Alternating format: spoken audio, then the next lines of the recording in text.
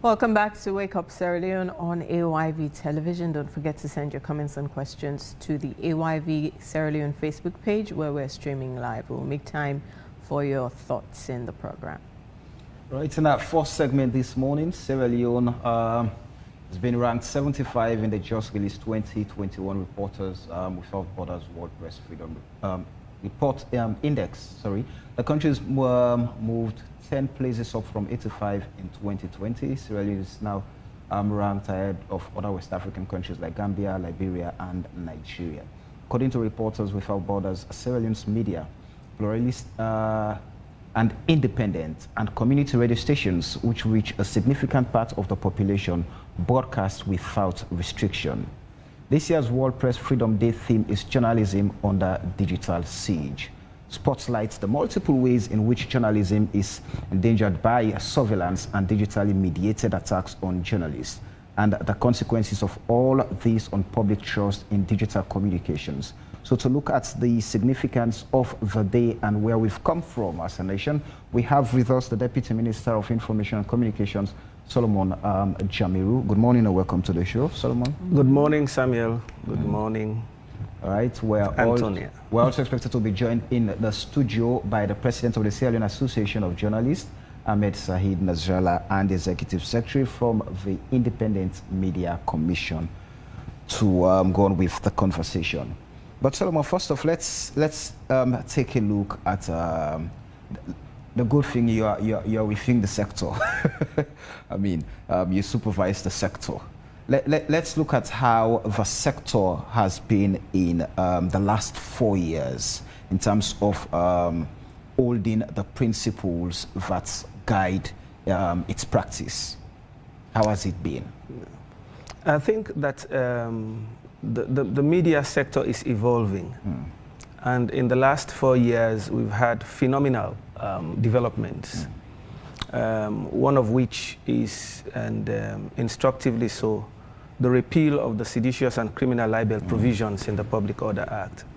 In fact, it was following the repeal of the seditious and criminal libel provisions that Sierra Leone actually jumped 13 places last year to 75th position and 14th in Africa and 75th in the world out of 180 countries. Right. And following the repeal of the criminal and seditious libel provisions, you recall last year around 22nd November, President Bio signed up to the Global Pledge on Media Freedom, which actually made Sierra Leone 5th in Africa to be part of the coalition. So I think we are having significant milestones in terms of media evolution, and that is anchored on the recognition that the media is so crucial and important in getting people to understand a wide range of public interest issues. But it is not sufficient to have a free and unfettered media. It's important to talk about the viability of the media, which also informed the recently concluded Media Investment and Viability Summit. So, Samuel, we believe that we continue to add interesting slides and layers to the media evolution in Sierra Leone. It's not perfect yet. We don't have an ideal situation, but I think the world applauds Sierra Leone for having a pluralist and independent media landscape with over 500 media houses. Right. It was going to be a struggle, but so far we feel very elated and comforted by not just the local, but also the international acclamation. And this is exactly the story that Honorable Minister Mohamed Rahman Soare shared with the world in Uruguay on the World Press Freedom Day yesterday. So we believe that there is a lot to do, and so together with the industry players, we would be addressing some of those critical gaps as we move along.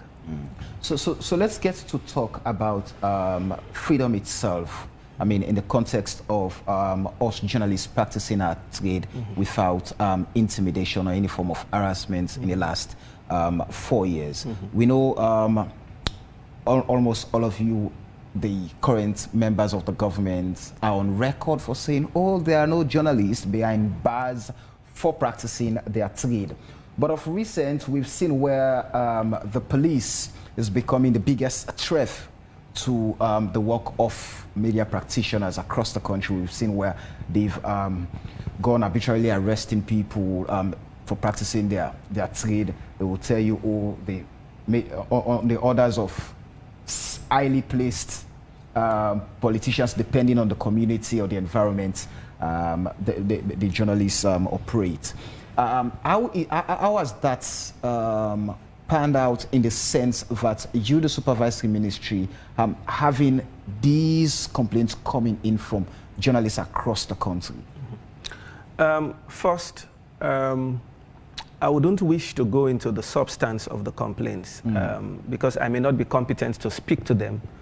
But on the principles, Samuel, as a government, we are fully aware that the freedom of expression and of the press is constitutionally guaranteed by Section 25.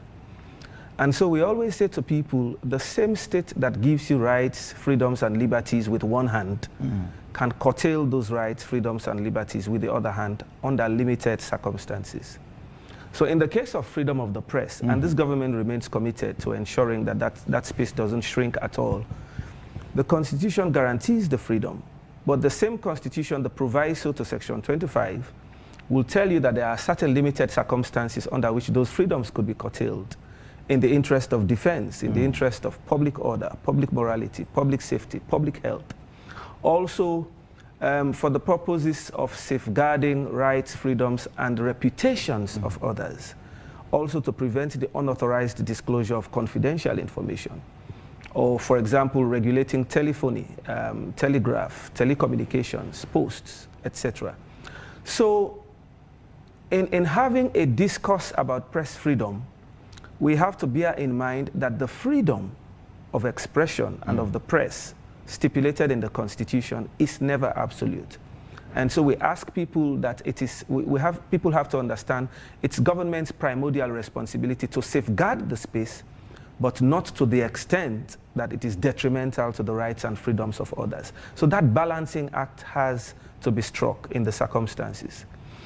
So in events where some people would have legitimate complaints, I believe that those complaints should be looked into, investigated, and where there is a cause of action, culprits must be brought to book. I say this because Sierra Leone is a state party to sub-regional, regional, and international protocols. If you take, for example, the case of Deida Haidara versus the Gambia, which was decided by the ECOWAS Community Court of Justice in June 2014, that court established that states have the obligation to ensure safe working environment for journalists. So Sierra Leone has to bear that in mind, and Sierra Leone is bound to ensure that we provide that safe environment for journalists. And I say this because Article 66(2)(c) of the ECOWAS revised treaty endears all of us to respecting the rights of journalists. So government has that in mind to make sure that we provide that safe working environment for journalists, to make sure that there is a proper investigation of crimes. Also, as in the case of, you have this case of Norbert Zongo versus Burkina Faso. So we have all of those principles that bind us. So locally as well as internationally, we should be obliged to those principles. So where I believe that there are legitimate complaints, those complaints must be looked into by the competent institutions.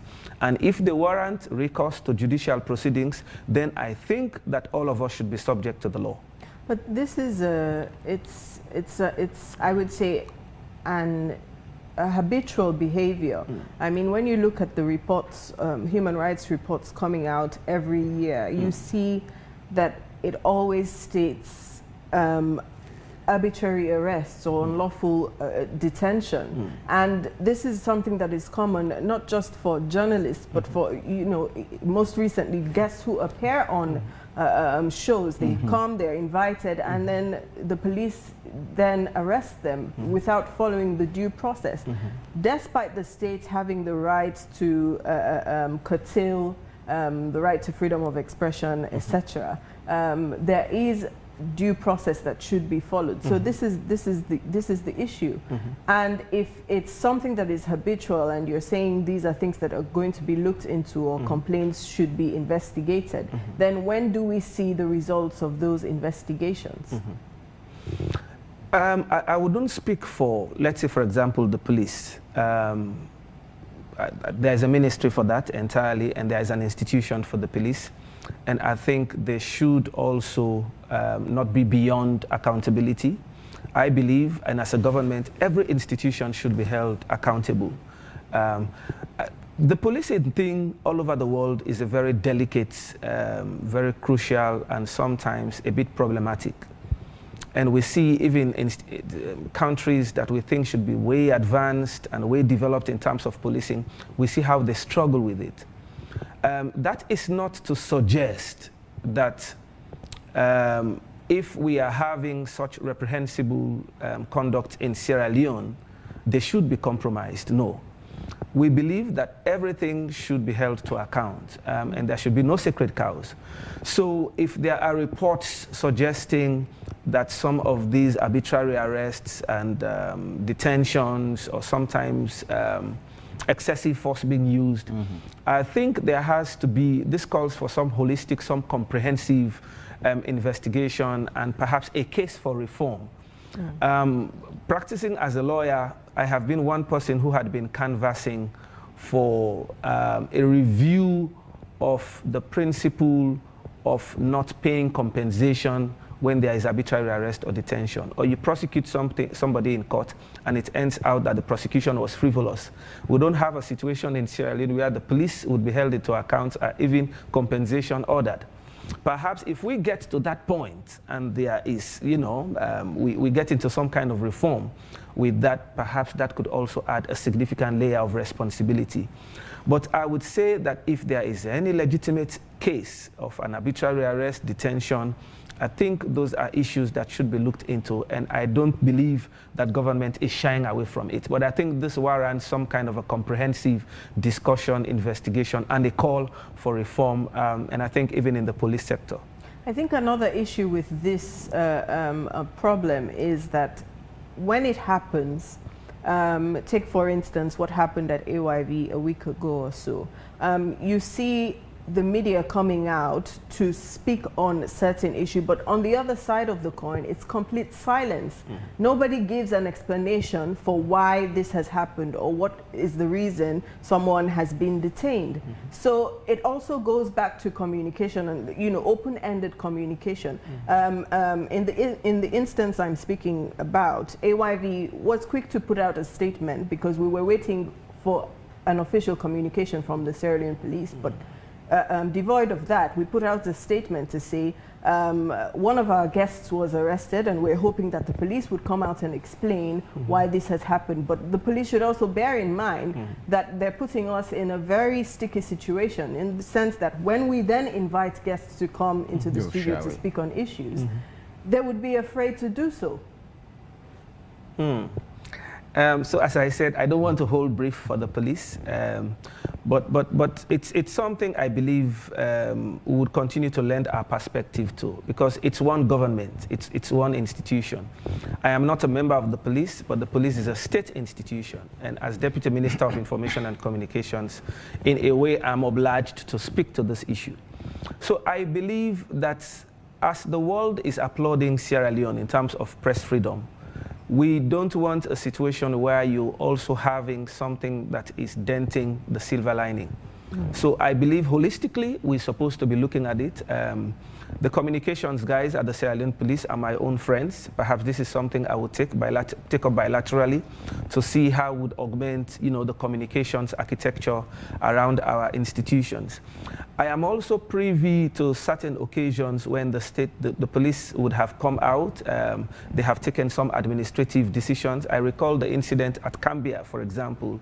I'm aware they took some actions. To what extent would those actions actually be enough to deter the recurrence of some of those obnoxious actions, I am not yet sure. But I think this calls for a deeper investigation and perhaps a call for some stronger reforms, not just in the police sector, but holistically across government. Now, just quickly before going to the theme for the World Press Freedom Day commemoration, let me take you back to the repeal of the seditious criminal libel law. Yes, we've decriminalized it, but again, the very Public Order Act is now is still telling us that truth, I mean, it's not an absolute defense. Though, yes, it's no longer criminal, it's a civil matter, but truth is not an absolute defense. And perhaps what can be taken into consideration as defense has to be in the interest of the public. What's public interest? But the question is, who determines what's in the interest of the public?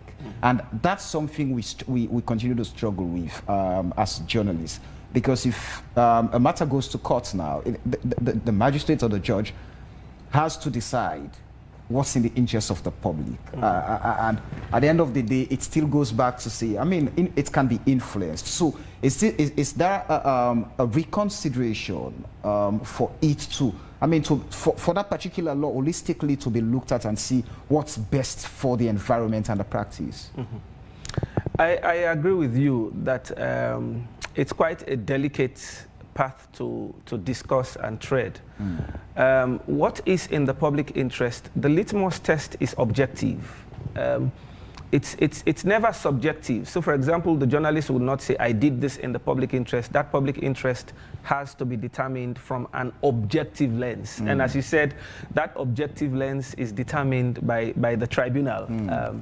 So it's the judge who looks at the public interest. And in the situation where, as the Constitution has given us some directions, you have to look, for example, at defense. You have to look at public morality. You have to look at public safety, public health. So you have to look at where your right stops as an individual and where the right of another begins. So you don't come, for example, and you put some things into the public domain about somebody's private life without that person's consent, and then you say it is in the public interest. So again, we have to look at the duty of the state to safeguard the rights, freedoms, and reputation of individuals. So as I said, there are certain parameters to be looked at, and I believe that given the tribunals of stature that we have, they should, and I believe they are inclined to looking at those issues to ensure that if the case does not satisfy the objective parameter, then of course it should not fly. It should not see the light of day. But I agree with you that it's quite a delicate area to tread, because then what is objective? Because at the end of the day, it is the judge who determines what's objective. And as the judge determines what is objective, it is actually subjective, because it is the judge that looks at it. But as I said, that the judiciary in Sierra Leone has actually evolved. And honestly, Samuel, when I look back and being informed by history, the judiciary in Sierra Leone has come a long way. We had a time when the Supreme Court of Sierra Leone was the Court of Appeal in the Gambia and Nigeria. So we really have come a long way. So I believe that we would not in any way meddle with that stature, and we have to presume that as an important principle in criminal law, you have to presume the innocence of the accused person. So that objective test is something I believe, as much as it is delicate, but I believe we have tribunals of stature that will be in a position and competent enough to establish that objective test in the interest of the general public. Going to the theme of this year's World Press Freedom Day, you know, what it brings to mind goes back to, for example, when former president was declaring the presidential date for 2018, one of the things he mentioned as threats was that they were not going to allow any ACA to hack into the system, the electoral system. I'm just thinking the states that has, better infrastructure, in terms of ICT to protect all of these things, was that scared at that moment? And today we're talking about journalism under digital siege. the attack, the threats, and I think this government also shares similar, especially when you pioneered the cyber crime law. With all of that, I mean, looking at the current infrastructure to protect media houses and practitioners who trade digitally, how does the theme fit into the current reality on ground? First, it's partly existential, but it's also partly an aspiration. Because, Samuel, protecting the digital space for Sierra Leone, the extent to which we will protect the digital space will be anchored on our digital capacities. And when the World Bank did our digital audit, it came up with a report that's indicated strongly that we have quite a range of digital deficits. So for example, we need digital skills. We also need to up our game in terms of, and we hope that the cybersecurity and crime law will address that in substantial part. In the cybersecurity and crime law, the president would ultimately declare certain assets as critical national information infrastructure. We don't quite know yet whether what the journalists are practicing with in terms of their digital tools would form part of that critical national infrastructure. But even if that is not the case, the computer systems all over in Sierra Leone and the mobile handsets that we use, driven by data, the Cybersecurity and Crime Act would hopefully in substantial part help to protect that digital space. We are having very favorable indication from ECOWAS, for example, the World Bank to support us in terms of, for example, World Bank in terms of digital transformation, ECOWAS in terms of our cyber security. So for example, forensic investigation by the police, and also our cybersecurity national coordinator has been appointed. So that would take a lot of training as well. And also we will be training the judges in the judiciary and some magistrates, and also the police in terms of investigations and prosecution. So it's a wide range of issues we are looking at in terms of enhancing our digital space. And we believe, given the crucial but also prominent role that journalists play in stimulating growth in democracy, in sustaining peace, and in also making sure that our media thrives, we believe that the journalists should be a significant part of the winners in this game. And so as we look at press freedom, we believe that we are obliged to protecting the digital space. It will take a lot of capacitation, and we are putting mechanisms in place to ensure that that capacitation takes place. All right, stay with us. It's World Press Freedom Day, and we spoke to some journalists, media practitioners, people in the media landscape in Sierra Leone, and what they think about the day and the progress Sierra Leone has made in terms of promoting freedom of expression and of the press. Let's take a look. For us in Sierra Leone, I must say, in the last couple of months, there has been a semblance of positive trajectory. In the sense, we pretty much aware of the abolition of the 1965 Public Order Act, which to many journalists was a kind of a hanging fear, not only for practicing journalists, but even for investment opportunities, that when people tend to leverage investment in the media. And also, 2 weeks ago, there was this conference on media viability and investment, which to me the government is doing everything possible to ensure they keep up to their manifesto promise, by way of ensuring that we get out of that stark, abject poverty where the media has over time been classified to be. So it's a question of wait and see until all of these ventures come to fruition. Then we'll begin to realize the positive trend that this particular approach by the government is taken, having a kind of a transmissive repercussion in the work of a journalist. But I must say, journalists are pretty much working not under any severe condition, except for your own personal responsibility as journalists, myself and yourself, we have the moral responsibility to know what is good and what is bad to report. Always a day for reflection. It's always a day that we should look at our practice as a journalist and how we've gone about our craft. And I also believe that we should be reflecting on what we've done, how far we've come from, and where we are going. And I believe we are also looking at the present day challenges with regards to the media, not only in Sierra Leone but in the world. We are facing serious threats from new media, and there have been a postulation that the traditional media will extinct. But that have been proven that as something that does not hold water. So, but because the traditional media is still existing. But however, we are facing serious challenges with regards finances, with regards revenue.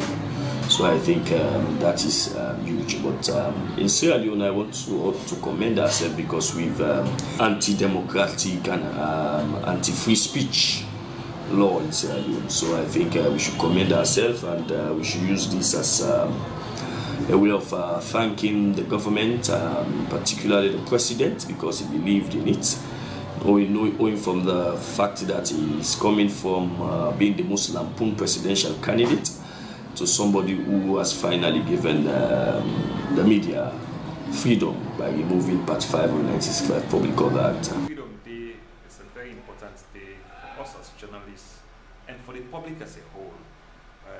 Reason being, when you have a democratic state, you have a country that is democratic, press freedom adds a whole lot to it. I mean, you have to have people that have the willpower, and people that have the guts to say, to criticize, to speak their minds on issues that are affecting them. So Press Freedom Day for journalists and the public is very good because it gives us the pinnacle to say things that are affecting us as a public, but also reminding us journalists that we also have a responsibility. I mean, press freedom goes with responsibility. So we should be reminded of that because in our context as Sierra Leone, we have the ethics of journalism here. We have the IMC Code of Ethics, so we go by those ethics. So professionally also, we go by the ethical issues that affect us as journalists, that we should not go beyond those ethical principles. All right, some journalists and other media practitioners speaking there on World Press Freedom Day. We still have in the studio the Deputy Minister of Communications, Solomon Jamiru, and most of the things or the issues that were common across the interviews were, terms of funding, how much investment is in the media and how journalists or the media owners can make money.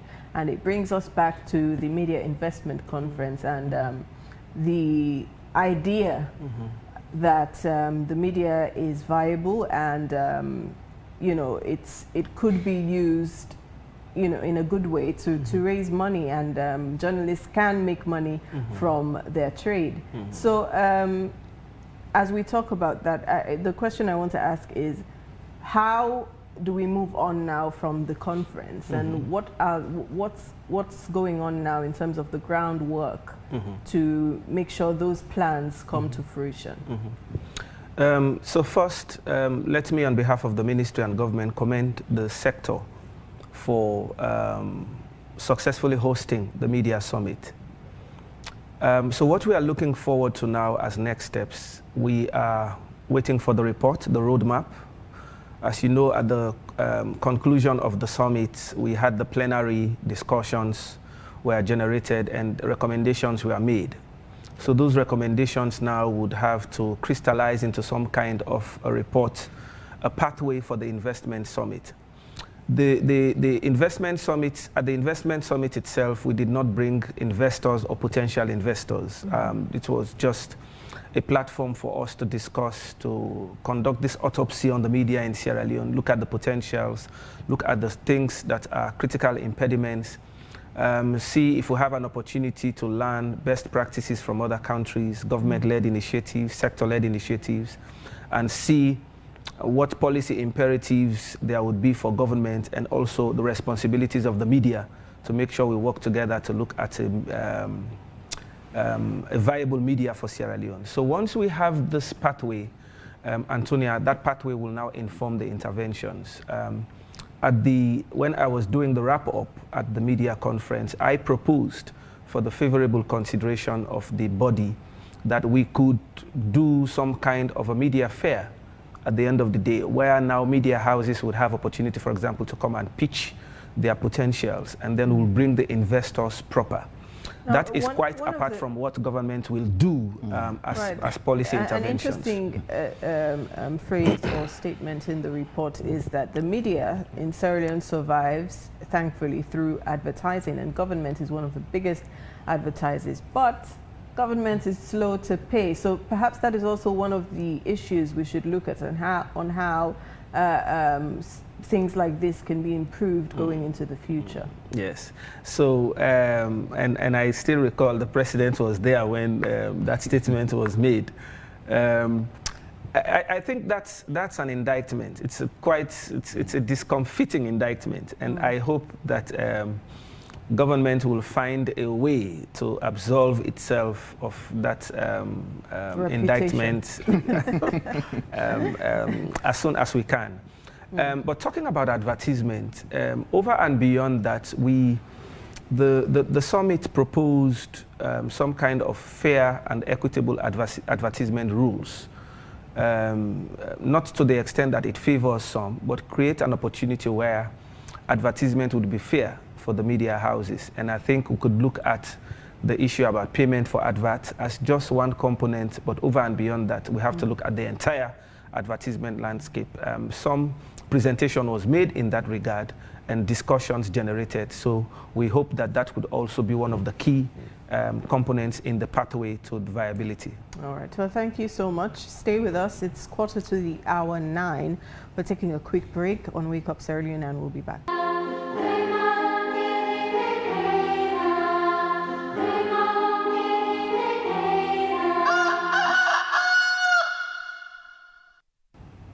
Right, welcome back to Wake Up Sierra Leone on AYV Television. Don't forget to send your comments and questions to the AYV Sierra Leone Facebook page. We would take some messages shortly, right, Samuel? Right.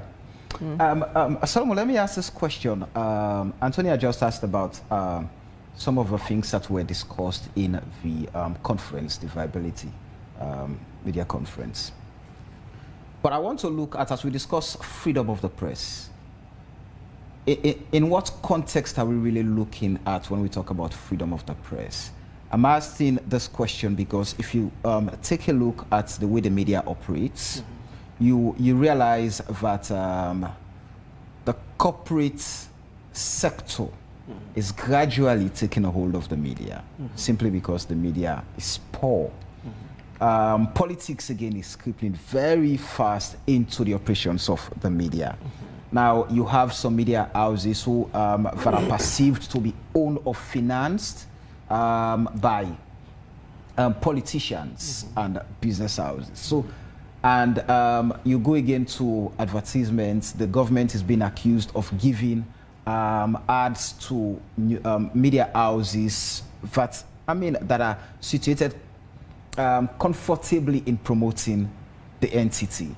So is the media really free? I would have loved, Ahmed to have come in on this. But is that really not a threat to the sector? You look at business houses, some of them are monopolizing the space, and others are finding it extremely difficult to penetrate. So the freedom we talk about here, is it that to just come on media, you talk, tell your stories, or look at all of these components and see how they can be addressed? First, the word freedom, Samuel. Freedom in itself is never cheap. It has to be fought for. So government would do its own obligation in parts. So for example, with the repeal of the criminal and seditious libel law and signing up to the global pledge on media freedom and now the media viability. But there is something that the sector also must do. But the good thing and the important thing to note is at that summit, we all acknowledged there are deep-seated problems. And we now have a shared responsibility to address them.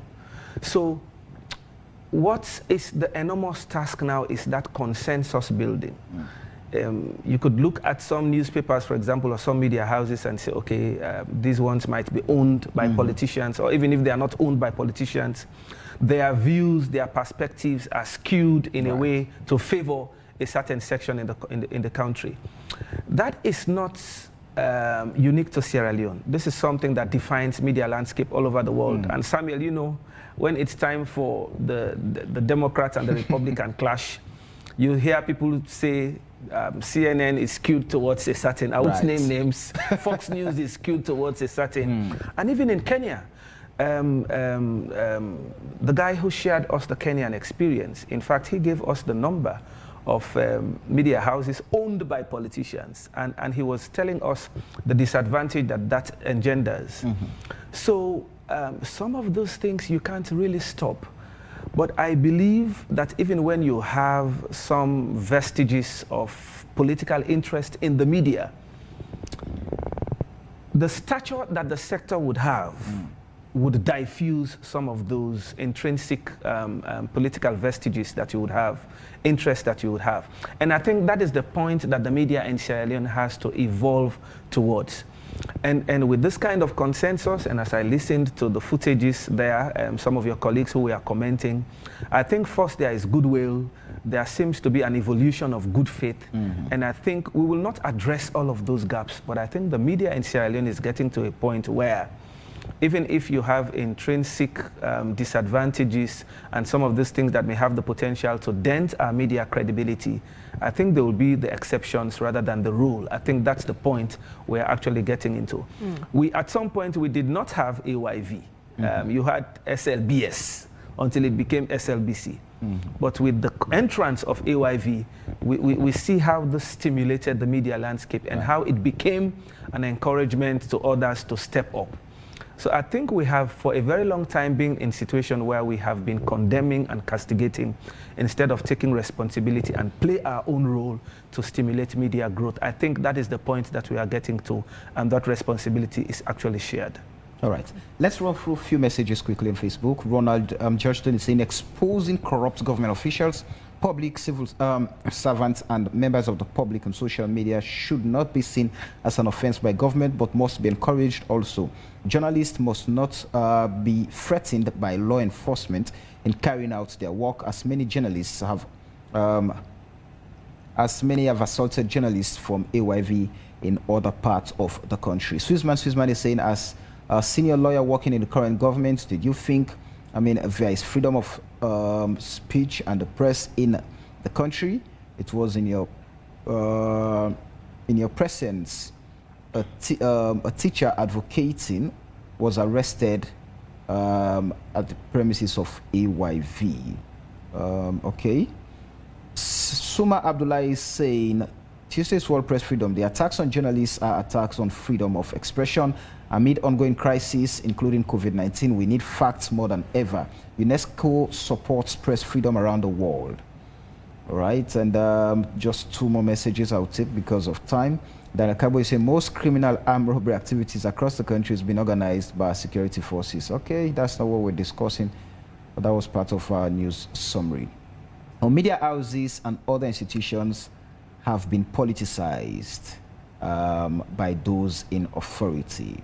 Michael Coker is saying, in addition to increased advertising and private sector investment in the media, some of the media entities should also consider merging to increase their chances of long-term viability. Those are the messages we'll take because of time, Antonia. Right, well, as we round up the conversation, we have about 5 minutes to 9.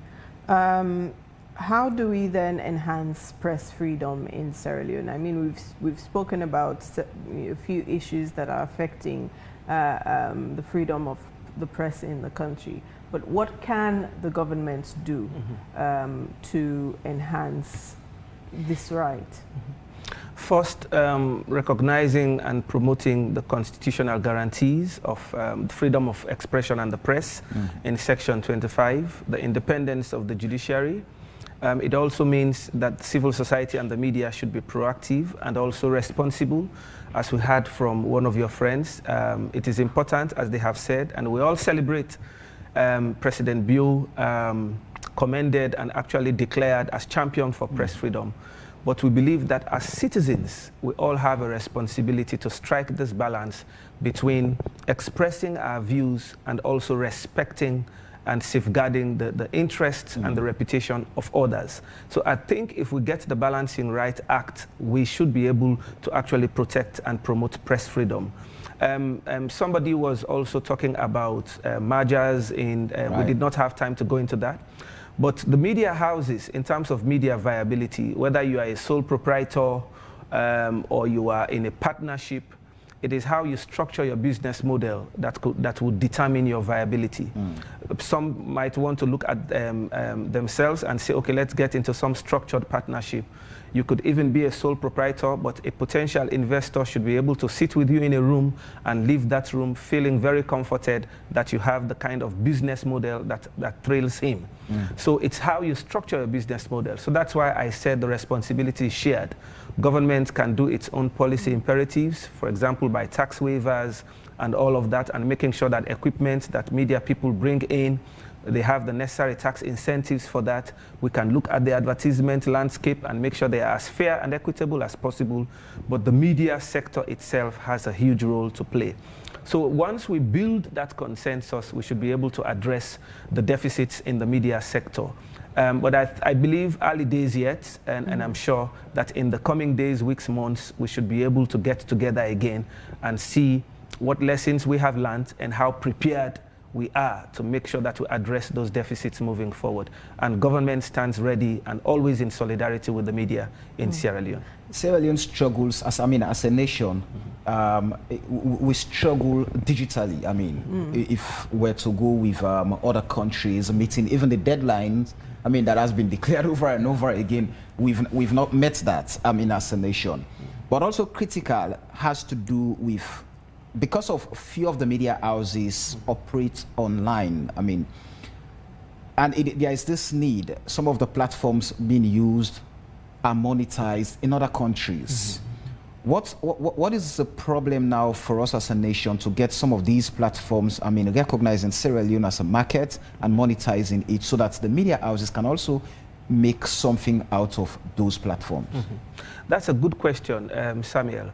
So we have different regimes, for digital communication and digital interaction and digital business.